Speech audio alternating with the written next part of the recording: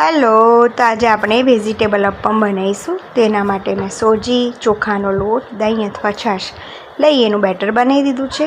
તો મેં તુવેરની દાળને સરસ ધોઈ અને એની અંદર એક ટામેટું અને એક ડુંગળી નાખી અને બાફવા મૂકી દીધું છે।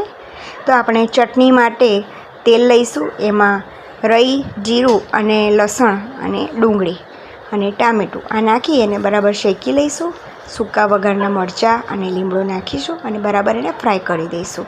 અને આ ઠંડુ પડે એટલે આપણે એની ચટણી બનાવી દઈશું। તો જોઈતા પ્રમાણમાં પાણી નાખી આપણે એની ચટણી બનાવીશું। તો આ રેડી છે લાલ ચટણી મારી। તો હવે આપણે ખીરામાં નાખવા માટે વેજીટેબલ ચોપ કરીશું। તો મેં અહીંયા ડુંગળી, કેપ્સિકમ અને ગાજર એને ચોપ કર્યા છે અને ખીરામાં નાખી દઈશું અને બરાબર સરસ હલાવી દઈશું। તો ઈનો નાખી આપણે આ બેટરને તૈયાર કરી એક બાજુ મૂકી દઈશું। તો આપણે આની અંદર એક વઘાર કરીશું।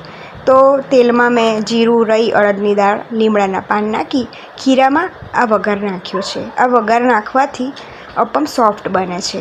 તો ઈનો નાખી દઈશું અને આને એક બાજુ મૂકી દઈશું અને આપણે સાંભારની તૈયારી કરી લઈશું। તો સાંભાર માટે મેં તેલમાં મેથી, રઈ નાખી છે, ચણાની દાળ નાખી છે અને અડદની દાળ નાખી છે। અને હવે આપણે એમાં ડુંગળી, ટામેટું નાખી એને બરાબર ફ્રાય કરીશું। તો આ બરાબર શેકાઈ જાય એટલે આપણે એમાં મસાલા કરીશું। તેમાં મેં સાંભાર મસાલો 2 ચમચી, લાલ મરચું, હળદર, ધાણા જીરું અને લીમડાના પાન, સૂકા મરચાં આ બધું નાખી એને બરાબર શેકી લઈશું। અને પછી આપણે આ શાક જે બનાવ્યું એને આપણે સાંભારમાં નાખવાનું છે। તમે આમાં વેજીટેબલ પણ નાખી શકો છો, ડ્રમસ્ટિક, દૂધી, બટાકું। મેં આજે પ્લેન સાંભાર બનાવ્યો છે। તો હવે આ સબ્જી બની ગઈ છે, તો આપણે એને સાંભારમાં નાખી દઈશું અને એને એક બાજુ ઉકળવા માટે મૂકી દઈશું। તો આ ઉકળી ગયો છે સાંભાર, આ સબ્જી નાખી દીધી છે। હવે આને આપણે એક બાજુ ઉકળવા મૂકી દઈશું અને હવે અપમની તૈયારી કરીશું। તો મેં આમાં ઈનો નાખી ખીરાને રેડી કરી લીધું છે।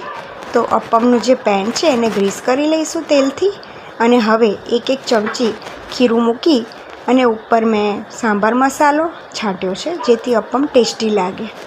તો હવે આ અપમની ઉપર મસાલો છાંટી આપણે એને અલટ પલટ કરી અને જોઈએ તેવા શેકી લઈશું। તમને આછા ગમતા હોય તો તમે આવા શેકી શકો છો અને ડાર્ક ગમતા હોય તો તમે વધારે કડક કરી શકો છો। તો આ અપમને મેં ફ્રાય કરી લીધા છે, શેકી લીધા છે બે બાજુથી આ રીતે। અપમ ચટણી જોડે બી સારા લાગે છે, કોપરાની ચટણી જોડે, કેચઅપ જોડે બી સારા લાગે છે। તો રેડી છે મારા અપમ। તો તમને કેવું લાગ્યું જણાવશો।